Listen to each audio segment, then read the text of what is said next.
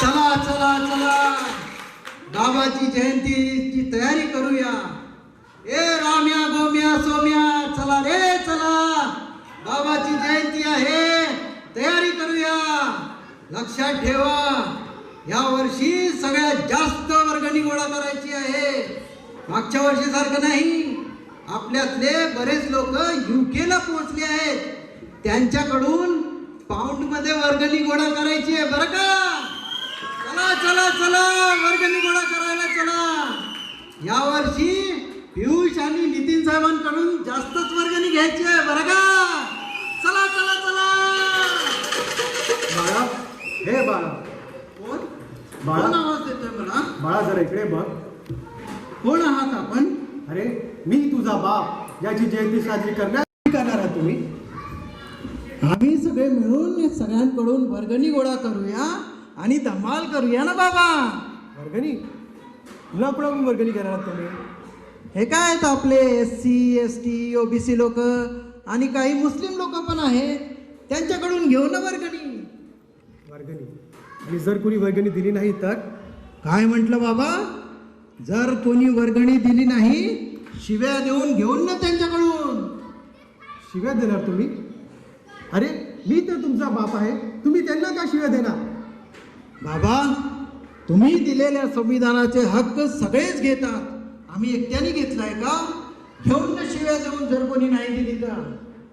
बरं, वर्गणी गोळा करताना तुम्ही माझे कार्य आणि त्यांचे उद्देश लोकांना पटवून सांगता का?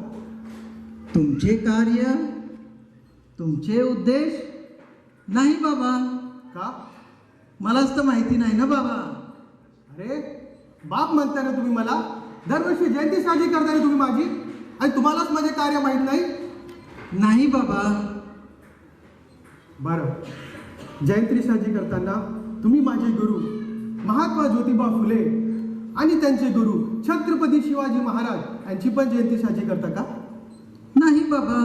कोण आहेत हे? तुला हे सुद्धा माहीत नाही? नाही बाबा. अरे मग हा एकच प्रश्न मला तुम सगळ्यांना विचारायचा वाटतो की जयंती साजरी करणे म्हणजे काय? मोठ्यात मोठा DJ लावून मोठ्यात मोठी मिरवणूक काढून धमाल करायची ना बाबा. वा, अशी जयंती साजरी करता तुम्ही?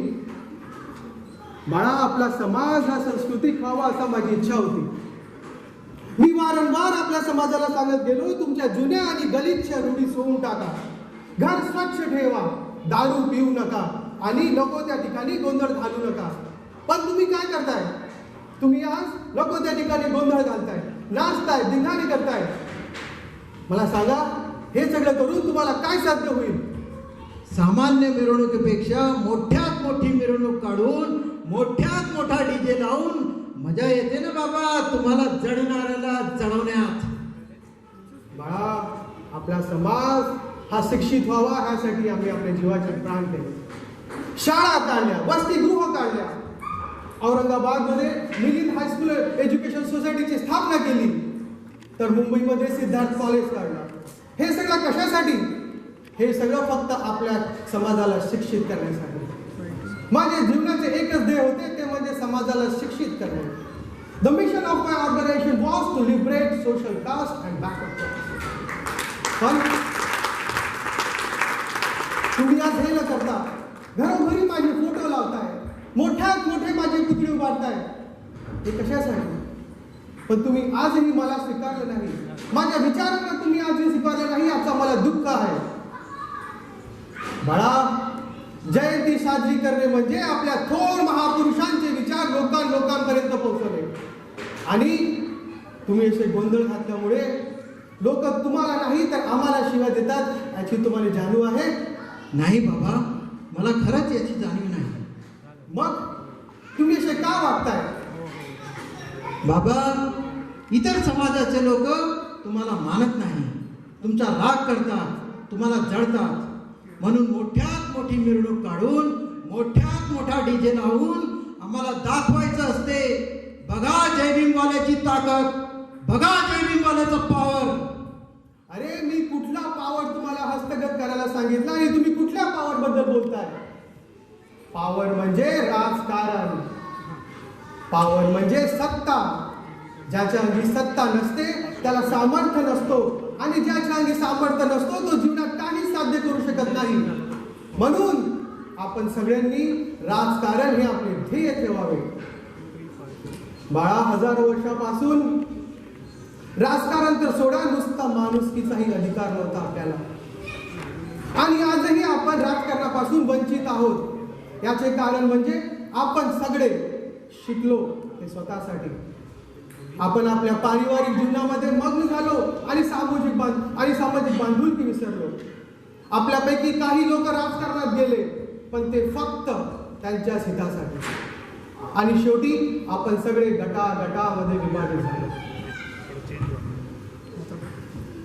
बाबा, अगदी खरं आहे तुमचं. म्हणून आपला दलित समाजाने राजकारणामध्ये सक्रिय भाग घ्यावा. आणि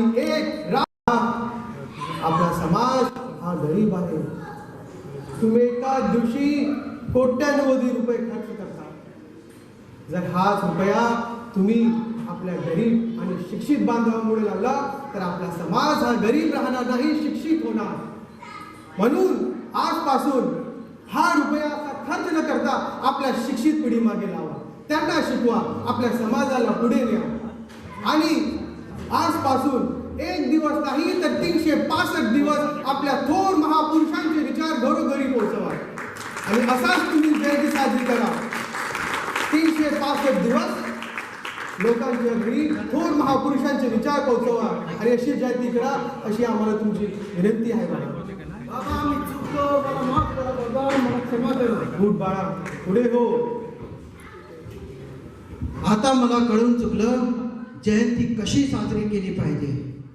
आता आम्ही जयंती साजरी करणार